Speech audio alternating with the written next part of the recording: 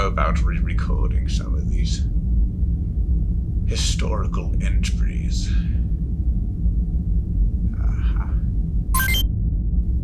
Is this even recording? Hello? Lesson 1. Oh, wait. Lesson 1. Oh, I think it's this.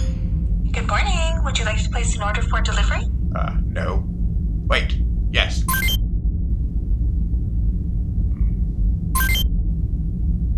What am I talking about again? Yes, I understand. I ordered that half an hour ago, and so now I'm just wondering... Yes, I'm just wondering when it's going to get here. They hung up on me. Ah, yes, okay, here it is. Hello, students. I am Master KHO, the Chief Archivist here at Starfall Academy. For the next several lessons, I'll be detailing galactic history for you. I hope that you find these most entertaining and enjoyable. And, right, let's just get started, shall we?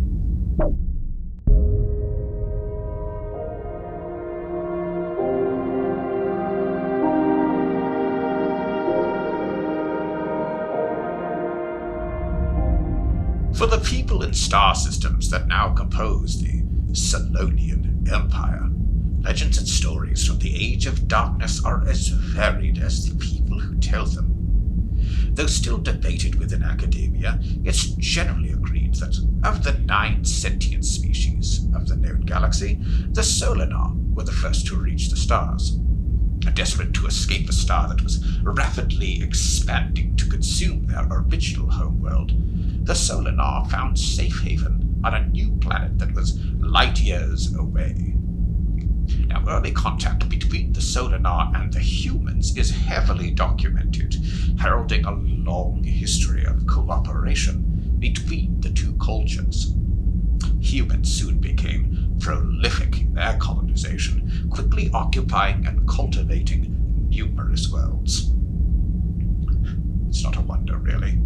Did you know humans don't have a breeding season? It's fascinating. Just any time of year they can up and... As each species arrived on the galactic stage, new conflicts arose.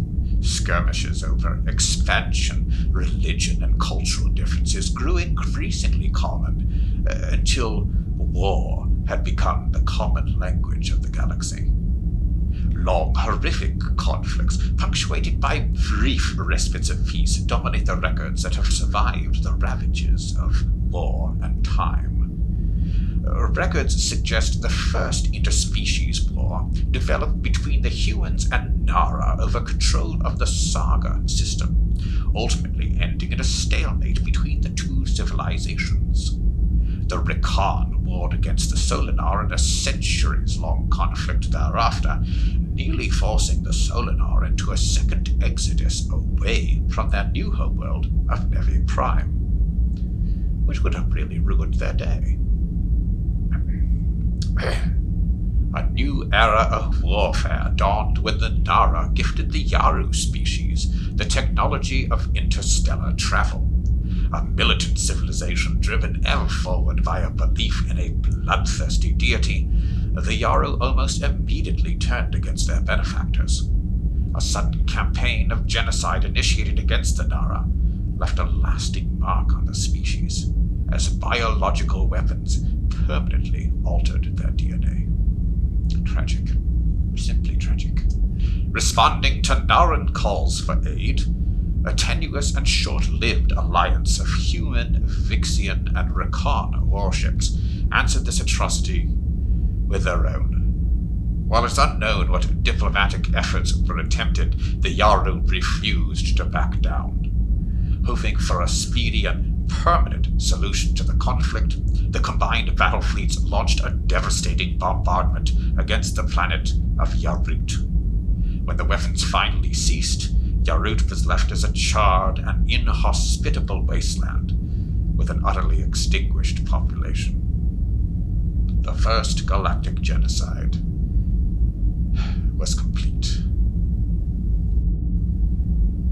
wake of such wanton destruction, an enclave of Khi'Hinnese monks retreated into a period of a sacred time of physical withdrawal for research and reflection. Hoping to avoid the terrors of the past, the monks cried out to the universe for a path to peace and enlightenment. The response would forever change the fate of the galaxy. Because hey, when things get messy, the Khi'Hinn clean it up. Oops, did I say that? I didn't mean to.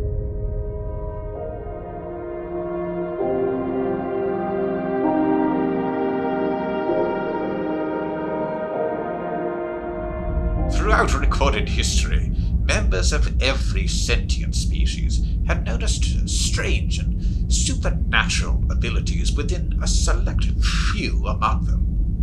Though exceedingly rare, such individuals typically exhibited heightened senses and physical capabilities, precognition, empathy, and influence at supernatural levels.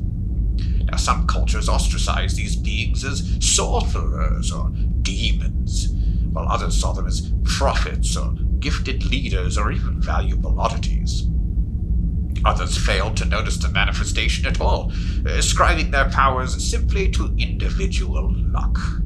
Because, nothing screams luck like lifting a boulder with your mind. Idiots. As the Khi'Hinnese enclave met in the discussion of such gifted individuals quickly took center stage. For more than 4 decades, they probed the mystery through meditation, inquiry, and debate, isolated from the conflicts and chaos of the greater galaxy. A common thread seemed to weave its way through these gifted beings and onto the galaxy at large. Such an energy empowered those it touched, yet manifested itself in all life and on every planet to some extent.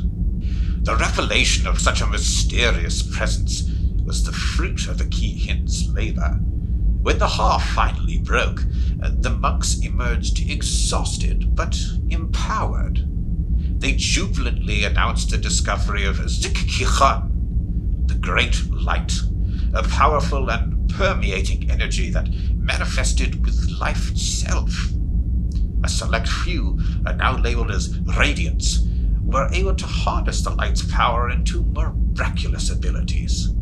Most of the original discoverers soon joined a swell of radiant Khi'Hinn in additional to further unlock the secrets of the light and allow this new knowledge to blossom. It was not long, of course, before members of other species would join the Khi'Hinn in the Rifak Har-Zik-Khihi, the Order of the Light.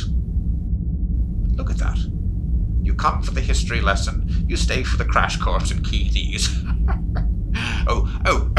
One of my favorite phrases to teach is Hichak ni Hazi, which, of course, in Galactic Common roughly translates to, why don't you go and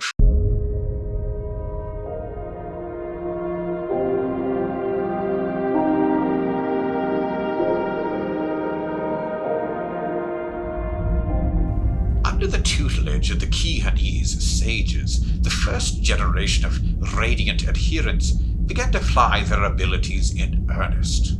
Infused with the traditional Khi'Hinnese principles of community, their teaching put the service of others over self at the height of its tenets. Many students returned to their own worlds after their training, seeking out other radiants and establishing temples across the galaxy. The Order of the Light began to swell in numbers, establishing its formal grand temple on the human capital planet at Ro, where sensitivity to the light's power proved exceptionally high.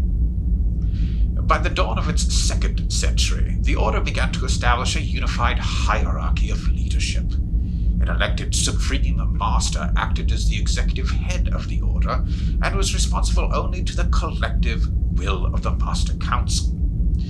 This council was composed of every member of the Order who had been granted the title of Grand Master, including the heads of temples and academies around the galaxy. Below the Grandmasters were the host of Masters, whose deeds had earned them notoriety and respect far beyond the typical adherents of the light.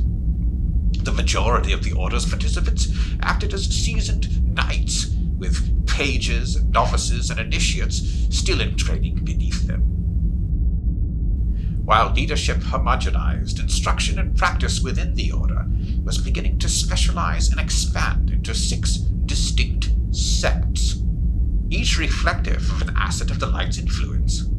Early scholars had noticed that the Light's power represented a spectrum of abilities, each one influencing the world or the bearer in a unique way.